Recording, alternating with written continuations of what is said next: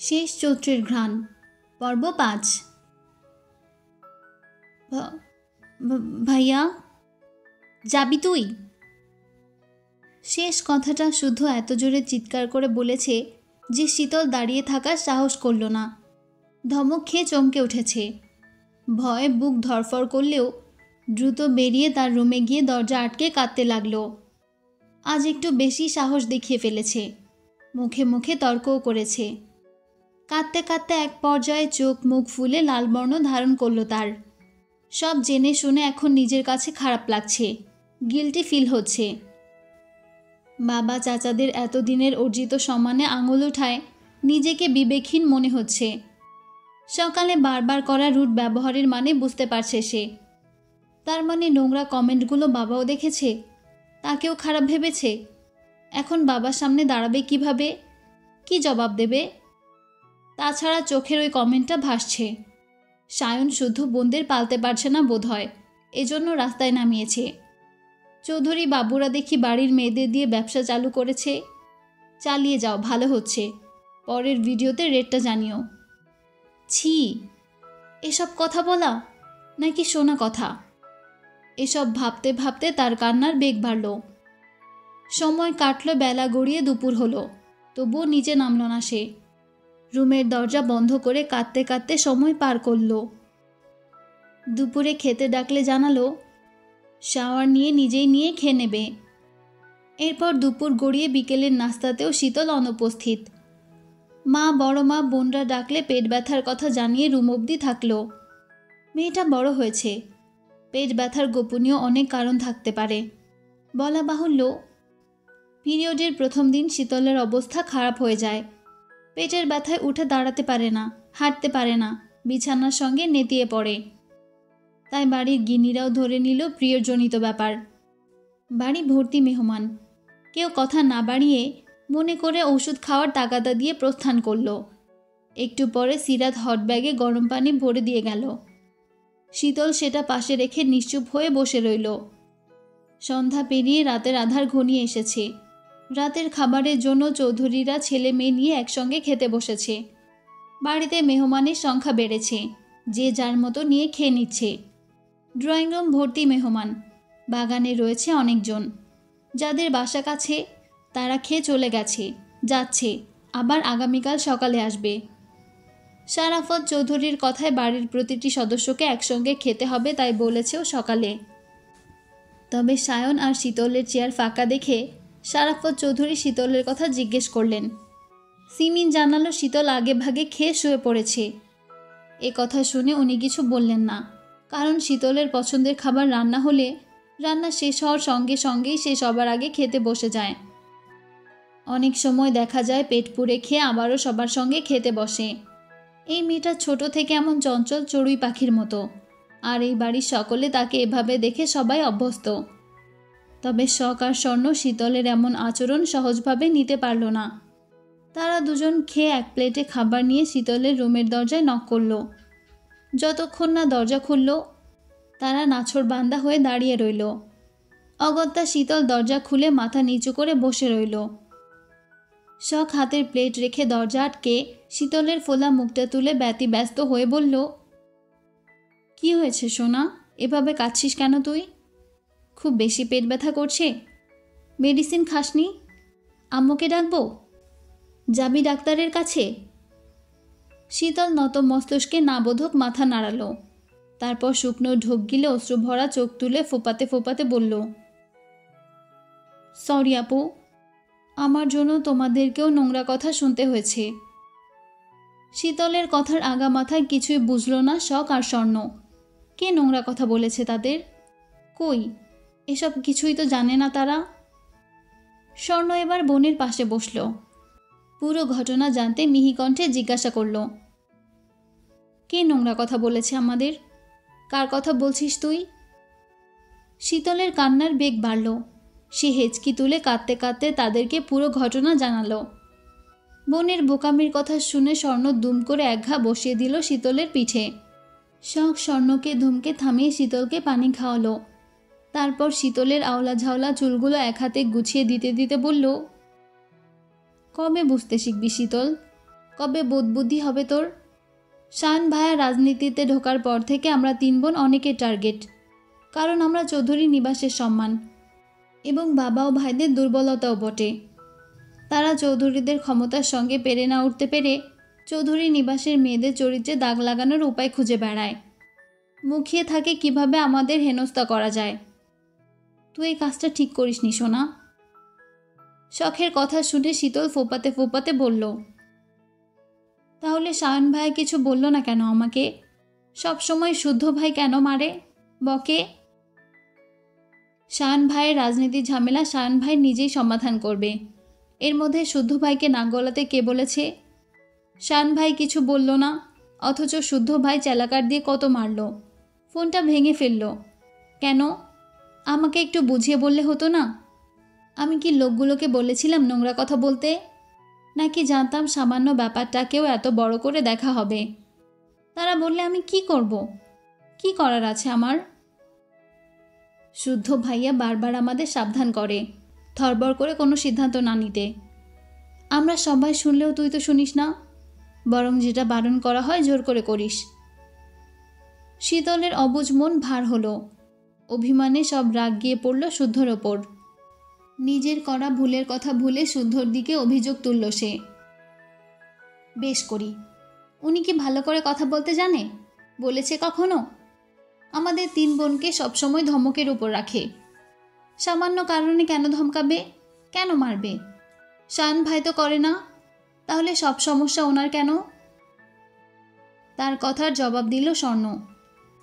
সে বোনকে বুঝিয়ে বলতে নরম সুরে বলল, শুদ্ধ ভাইয়া শাসন করে বলেই শায়ন ভাইয়া আমাদেরকে ছাড় দেয়। যেদিন শুদ্ধ ভাইয়া শাসন করা ছেড়ে দেবে সেদিন দেখবি শায়ন ভাই আমাদেরকে শাসন করবে। এক ভাই শাসন করে বলে আরেকজন ছাড় দেয়, যাতে আমরা মানসিকভাবে ভেঙে না পড়ি। এখন কথা হচ্ছে শান্ত হ তুই, কিছু খা। সারাদিন না খেয়ে তোর মাথা আউলিয়ে গেছে। শীতল না করার আগেই শখ তার মুখে খাবার পুরে দিল। মুখে খাবার পড়তেই পেট চনমনিয়ে উঠে জানান দিল ভীষণ ক্ষুধার্ত সে। কথা না বাড়িয়ে কয়েক লোকমা খেয়ে শীতল শখকে বলল, আপু, কি করব এখন? ভুলটা তো শুধরাতে হবে। আগে শুদ্ধ ভাইয়াকে গিয়ে সরি বলবি, তারপর বলবি জীবনেও আর এসব টিকটক ফিকটক করবি না। ভাইয়া যেন তোর টিকটক আইডিটা ডিলিট করে দেয়, আর এসব যেন আর না ছড়ায় সেই ব্যবস্থা করে। মন খারাপ করিস না সোনা, এসব টিকটক ভালো কাজ নয়। টিকটক থেকে মানুষ বিপথে চলে যায়। ভিউ, ফ্যান, ফলোয়ার বাড়ানোর নেশায় অর্জিত রুচি হারিয়ে ফেলে। আবেদনময়ী পোশাকে নিজেদের মোড়াতে মোড়াতে নিজেদেরকে সস্তা বানিয়ে ফেলে। শুদ্ধ ভাইয়া আমাদেরকে হিজাব ছাড়া বাইরে যেতে নিষেধ করেছে, আর তুই চুল ছেড়ে টিকটক করিস। মাথা ঠান্ডা কর। তুই একটাবার ভেবে দেখ, ভাইয়ার রাগটাও অযৌক্তিক না, কারণ ভাইয়া আমাদের ভালোর জন্য শাসন করে, বকাঝকা করে। কিন্তু কিন্তু সরি বলতে গেলে যদি আবার মারে? মারুক বকুক, মনে রাখবি আমাদের ভাইয়া আমাদের ছায়া। ভালোর জন্যই তারা আমাদেরকে বকে মারে। তাহলে কি এখনই সরি বলতে যাব? ভাইয়া বাসায় নেই, খেয়ে উঠে কোথায় যেন গেল বের হয়ে। কালকে যা বলার বলিস, এখন ঘুমা। এ কথা বলে শীতলকে খাইয়ে দিয়ে শখ আর স্বর্ণ চলে গেল। শীতল মুখ ধুয়ে এসে শুদ্ধর রুমের দরজার অবধি ঘুরে এলো। সত্যি সত্যি শুদ্ধ নেই, শায়নের রুমেও দরজা বন্ধ। তাই ফিরে এসে শুয়ে অনেক কথা জানালো। ভেবে নিল আগামীকাল শুদ্ধকে কিভাবে সরি বলবে। এসব ভাবতে ভাবতে চোখের পাতা ভার হয়ে এলে সেও বিনা বিঘ্নে ঘুমে তলিয়ে গেল। পরের দিন সকাল থেকে শুরু হলো অত্যন্ত ব্যস্ততা, সকলের হাতে কাজ। আগের দিনের কথা ভুলে শীতলের সকালটা শুরু হলো চমৎকারভাবে।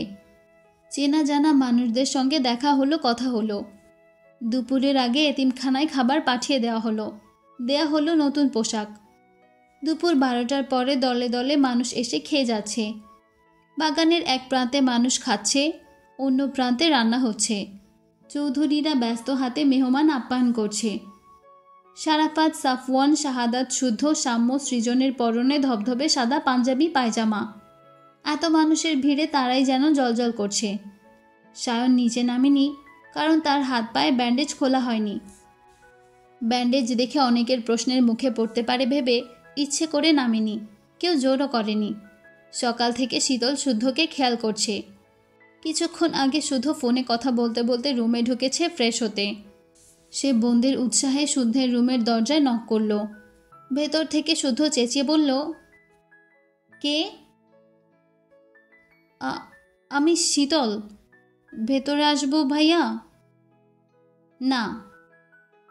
শীতল ঘাড় ঘুরিয়ে অদূরে দাঁড়িয়ে থাকা বন্দির দিকে অসহায় চোখে তাকালো।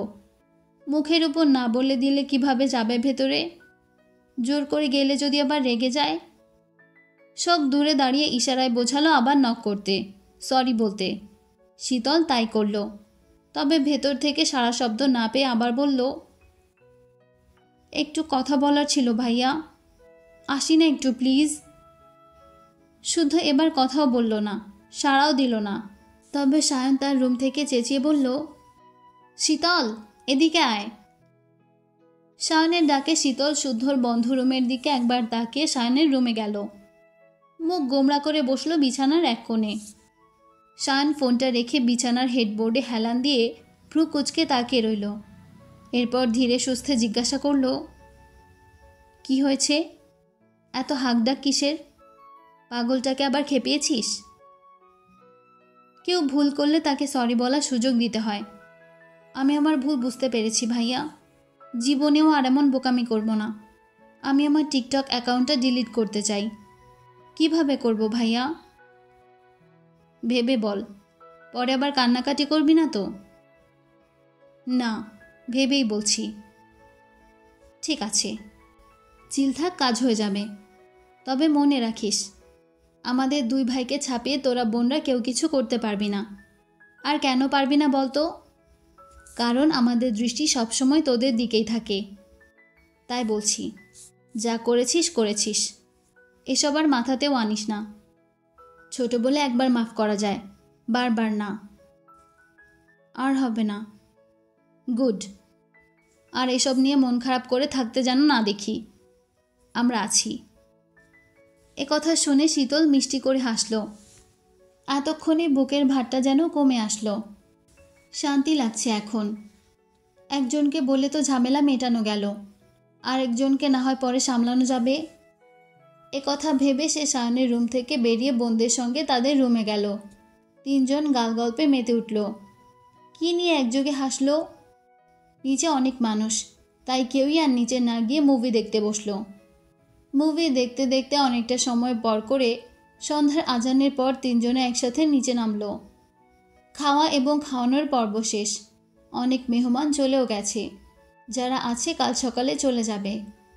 সিতারা বেগম ব্যস্ত হাতে খাবার প্যাক করছে দেখে শীতল রান্নাঘরের দিকে পা বাড়ালো। জিজ্ঞাসা করল, এগুলো কাকে পাঠাবে বড় মা? শুধু চলে যাবে, তাই দিয়ে দিচ্ছি। আজই? হ্যাঁ, ল্যাবে নাকি জরুরি কাজ পড়ে গেছে। কথা বলতে বলতে তড়িঘড়ি করে শুদ্ধ নেমে এলো। বাবা চাচার থেকে বিদায় নিয়ে মায়ের কাছে আসতেই শীতলের সঙ্গে চোখাচোখি হলো। সে দ্রুত চোখ সরিয়ে মাকে বলল, সারাদিন কাজ করেও কাজ শেষ হচ্ছে না তোমার? বললাম না একটু রেস্ট নিতে? এই তো হয়ে গেছে, এখনই যাচ্ছি বাবা।